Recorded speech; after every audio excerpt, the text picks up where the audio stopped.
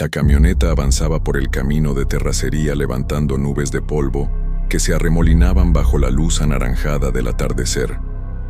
Dentro, Mateo conducía en silencio mientras su hija Lucía, de 8 años, observaba por la ventana los mezquites retorcidos que se extendían a ambos lados del camino. Habían dejado atrás la ciudad 3 horas antes, buscando reconectar después del divorcio. Un fin de semana en el rancho de su tío Bernardo parecía la solución perfecta. ¿Falta mucho, papá?, preguntó Lucía, abrazando su conejo de peluche. Ya casi llegamos, corazón. Mira, allá se ve el caserío. A lo lejos, un conjunto de construcciones bajas emergía entre la vegetación seca. El sol comenzaba a hundirse en el horizonte, tiñendo el cielo de púrpura y carmesí. Mateo aceleró ligeramente, incómodo con la idea de conducir por ese camino en plena oscuridad. El tío Bernardo los recibió con abrazos efusivos y un guiso de cabrito que llenaba la casa de aromas especiados. Era un hombre fornido de casi 60 años, con manos curtidas por el trabajo del campo y una sonrisa permanente bajo su bigote grisáceo. «Qué bueno que vinieron. Aquí la única compañía que tengo son las cabras y el viejo Toño que viene los martes».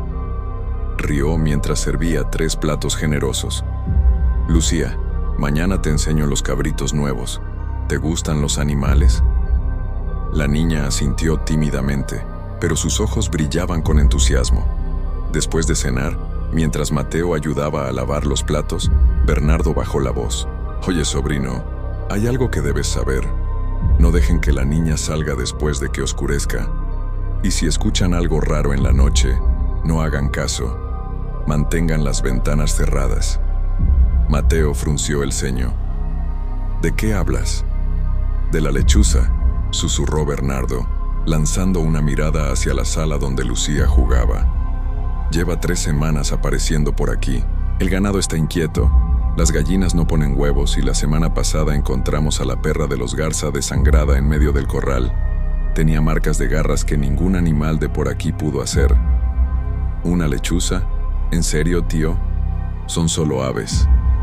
«No es una lechuza común, muchacho», interrumpió Bernardo, su rostro habitualmente jovial ahora tenso y serio. «Es una bruja, una mujer que se transforma para cazar en la noche. Mi abuelo me contaba de ellas, y yo nunca le creí hasta ahora. Dicen que buscan niños, que les atraen los inocentes. Por eso te lo advierto». Mateo intentó sonreír, atribuyendo las palabras de su tío a supersticiones rurales, pero algo en su tono le erizó la piel.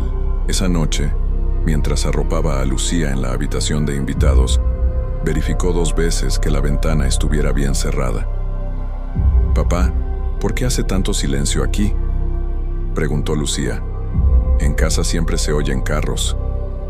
«Es el campo, mi amor. Aquí todo es más tranquilo. Duerme bien». Le dio un beso en la frente y apagó la luz, dejando solo una pequeña lámpara de noche encendida. Luego se retiró a su propia habitación, al otro lado del pasillo. Exhausto por el viaje, se quedó dormido casi de inmediato. No supo cuánto tiempo había pasado cuando lo despertó un sonido. Al principio pensó que lo había soñado, pero entonces lo escuchó de nuevo.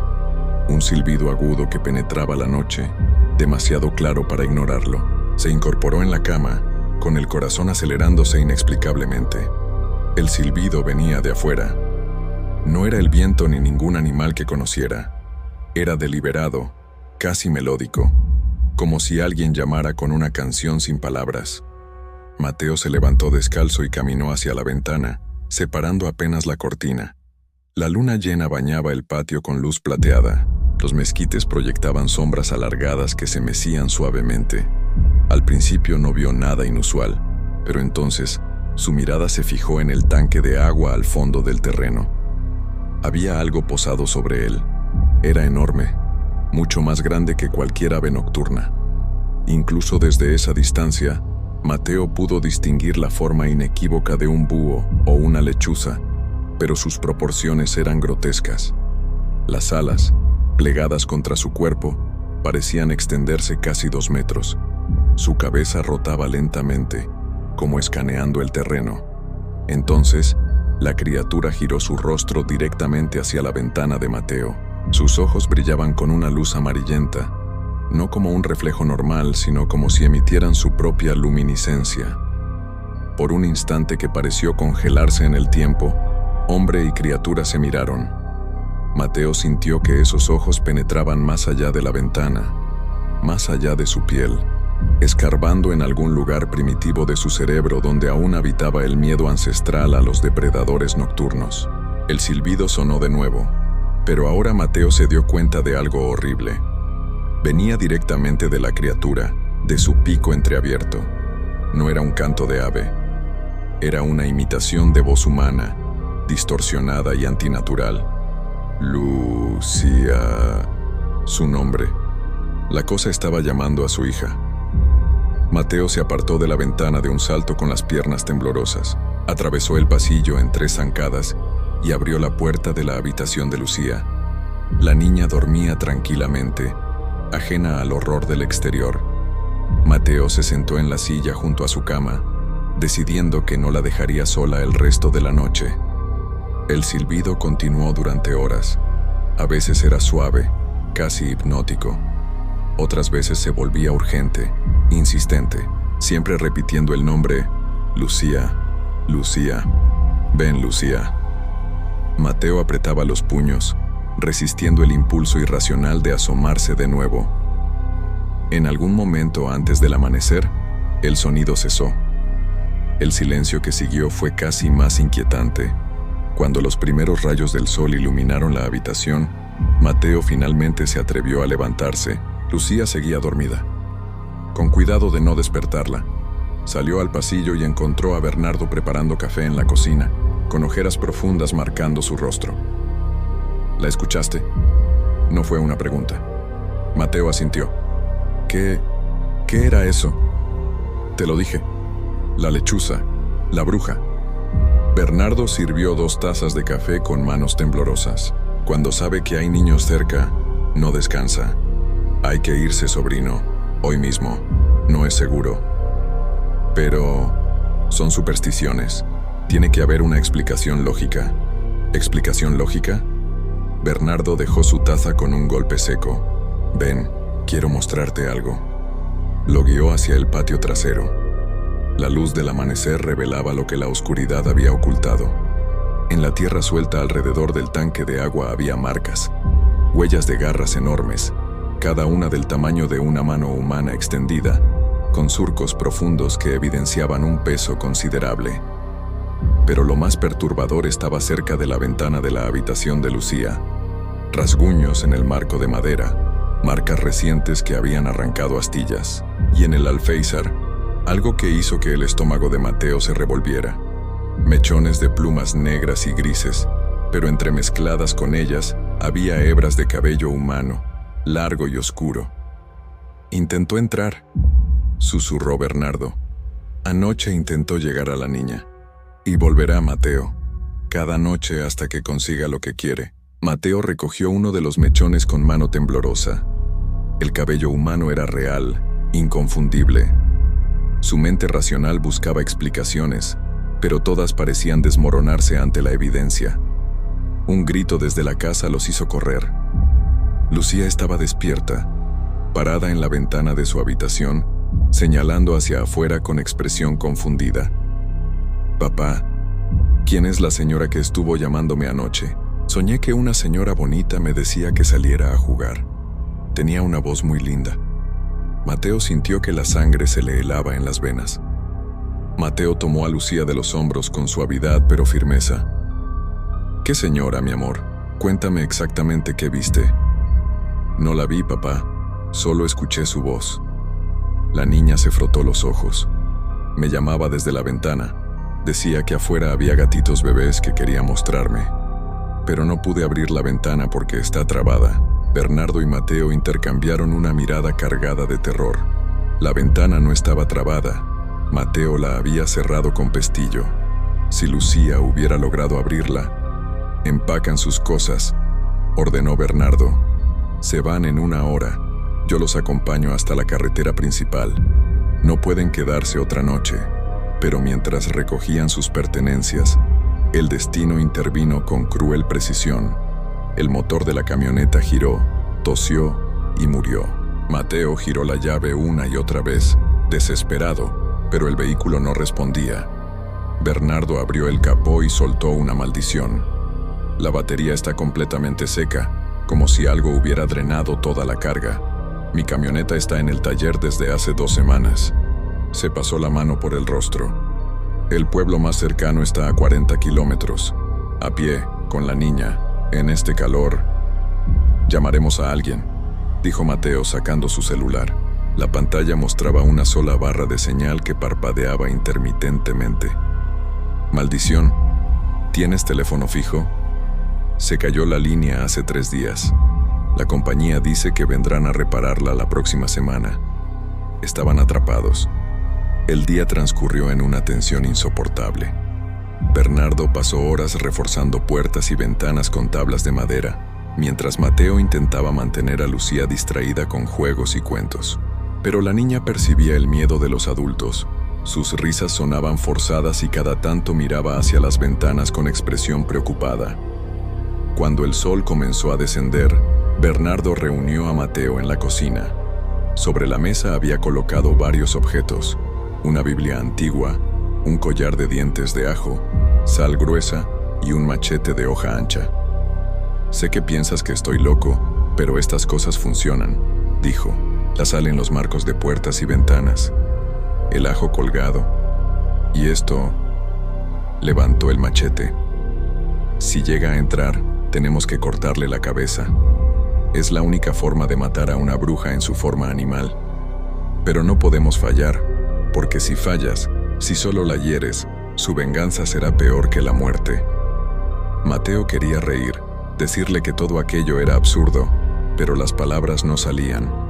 Había visto las huellas, había escuchado esa voz imposible llamando a su hija. Ya no sabía en qué creer. Prepararon la casa como una fortaleza. Esparcieron sal en cada entrada, colgaron sartas de ajo en las ventanas y reunieron a Lucía en la sala central, lo más lejos posible de las paredes exteriores. Bernardo colocó velas encendidas en cada esquina. Las brujas temen la luz sagrada, explicó mientras encendía la última. Mientras las velas ardan, tenemos una oportunidad. La oscuridad cayó como un manto sofocante. Durante la primera hora solo hubo silencio. Lucía se había quedado dormida en el sofá, agotada por la tensión del día. Mateo y Bernardo permanecían alerta, uno vigilando las ventanas del frente, el otro las de atrás. Entonces comenzó. Primero fue un roce suave en el techo, como si algo de gran tamaño caminara sobre las tejas. Luego vino el silbido, más fuerte que la noche anterior, más insistente. Pero esta vez no solo llamaba a Lucía. Había otras voces mezcladas en ese sonido antinatural, como un coro de susurros superpuestos. Lucía, sal pequeña, tengo algo hermoso para ti. No tengas miedo, tu mamá está aquí.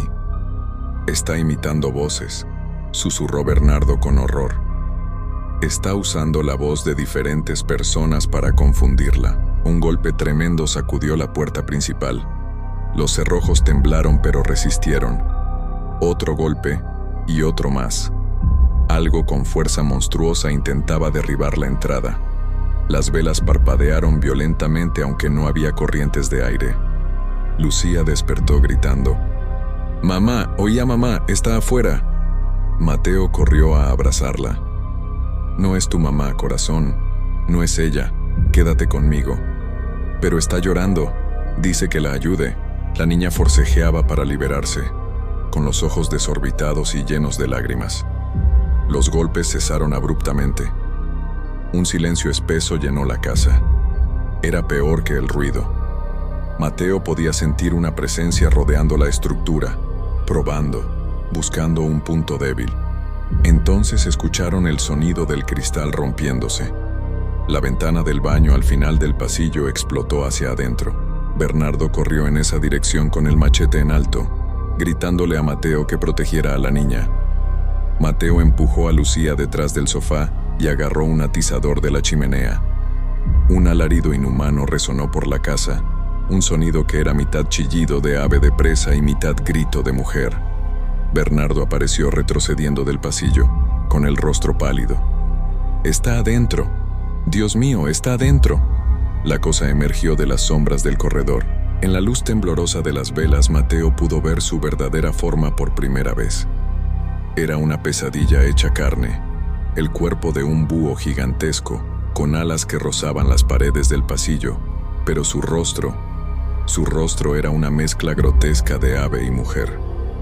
Los ojos seguían siendo esos orbes amarillos hipnóticos, pero alrededor había rasgos humanos distorsionados. Una boca demasiado ancha llena de dientes afilados, cabello negro y grasiento que crecía entre las plumas, manos con dedos largos terminados en garras curvas que arrastraba por el suelo. «Dame a la niña», habló, y su voz era como el crujido de ramas secas. «Es mía. La he elegido. Será mi aprendiz, mi heredera. Le enseñaré los secretos del vuelo nocturno, el sabor de la caza. Dame a la niña y los dejaré vivir». Lucía lloraba histéricamente detrás del sofá.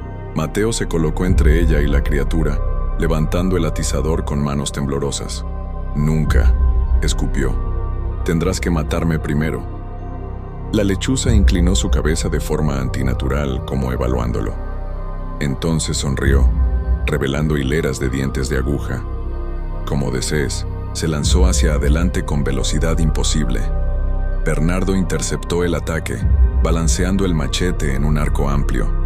La hoja cortó una de las alas de la criatura, arrancando plumas y salpicando un líquido oscuro que olía a putrefacción. La lechuza gritó, pero no de dolor sino de furia. Su garra alcanzó el pecho de Bernardo, rasgando su camisa y la piel debajo. El hombre cayó pesadamente, con sangre brotando entre sus dedos mientras intentaba contener la herida.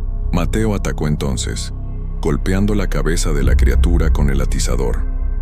El metal conectó con un crujido satisfactorio, y la lechuza retrocedió, desorientada. Pero se recuperó demasiado rápido, y sus ojos se fijaron en Mateo con odio puro. «Morirás lentamente por eso», siseó. Se preparaba para saltar de nuevo cuando Lucía gritó desde el otro lado de la habitación. La niña había tomado una de las velas y la sostenía frente a ella como un escudo. La llama ardía brillantemente, proyectando luz dorada. «Aléjate de mi papá, cosa mala». Su voz infantil estaba llena de una valentía nacida de la desesperación. La lechuza giró hacia ella, y algo cambió en su expresión. Por un momento Mateo vio miedo en esos ojos inhumanos. La criatura retrocedió ante la luz de la vela, pero entonces su rostro se torció en una mueca de determinación. «Si no puedo tenerte, nadie te tendrá». Se lanzó hacia Lucía, garras extendidas, boca abierta en un chillido de muerte. Mateo corrió, sabiendo que no llegaría a tiempo. El mundo se ralentizó. Vio las garras acercándose al rostro de su hija, vio el terror en sus ojos, escuchó su propio grito de impotencia. Entonces Bernardo, reuniendo sus últimas fuerzas, lanzó el machete desde el suelo. La hoja giró en el aire y se clavó en el cuello de la lechuza con precisión brutal. La criatura se detuvo en seco, con sus garras a centímetros de Lucía. Por un instante quedó suspendida, como una marioneta con los hilos cortados. Mateo alcanzó el machete y tiró con todas sus fuerzas. La hoja cortó a través de carne, hueso y plumas. La cabeza de la lechuza se separó del cuerpo y rodó por el suelo. Lo que sucedió después fue algo que Mateo nunca podría explicar completamente. El cuerpo decapitado de la criatura comenzó a convulsionarse violentamente. Las plumas cayeron como nieve negra, revelando debajo piel humana pálida y surcada de cicatrices. Las alas se retrajeron, los huesos crujieron y se reorganizaron. En cuestión de segundos, lo que yacía en el suelo no era un ave monstruosa, sino el cuerpo desnudo de una mujer anciana, demacrada y cubierta de símbolos extraños tatuados en su piel. Su cabeza, también transformada, lo miraba con ojos ahora apagados.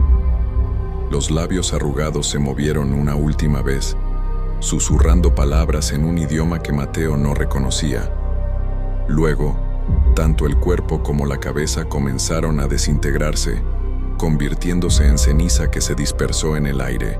En 30 segundos, no quedó rastro físico de que la criatura hubiera existido, excepto por las heridas en el pecho de Bernardo y la ventana rota.